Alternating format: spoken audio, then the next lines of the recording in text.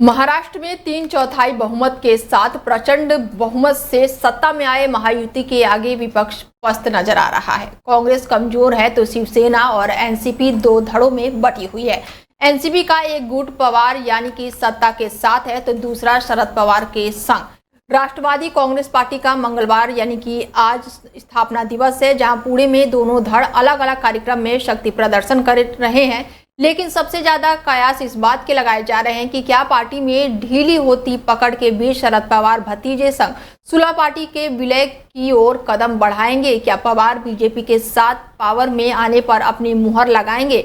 महाराष्ट्र में कुछ महीने के बाद ही निकाय चुनाव होने वाले हैं और ऐसे में आज सबकी निगाहें पुणे में होने वाले आयोजन पर टिकी हुई है। उप मुख्यमंत्री अजित पवार गुट का शक्ति प्रदर्शन शिवाजी स्पोर्ट कॉम्प्लेक्स में हो रहा है, तो जहां पर 50,000 से ज्यादा भीड़ जुटने की संभावना है। वहीं शरद पवार एनसीपी स्थापना दिवस कार्यक्रम शिवाजी नगर में मना रही है, जहां पर सुबह से ही काफी भीड़ दिखाई दे रही है। दोनों कार्यक्रम 10 किलोमीटर की दूरी पर हो रहा है और दोनों धड़ों में विलय की सुगबुगाहट के बीच ये स्थापना दिवस कार्यक्रम बेहद ही महत्वपूर्ण माना जा रहा है।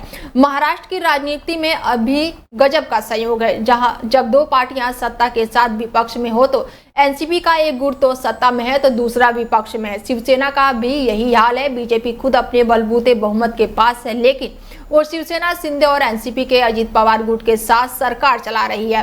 पवार ने 26 साल पहले जब एनसीपी की स्थापना की थी, तब उन्होंने राज्य के विभिन्न इलाकों से शिक्षा, कृषि, सहकारी संगठनों के युवा नेताओं को आगे लाकर बड़ा कदम उठाया था और इसी में से एक उनके भतीजे अजित पवार भी थे।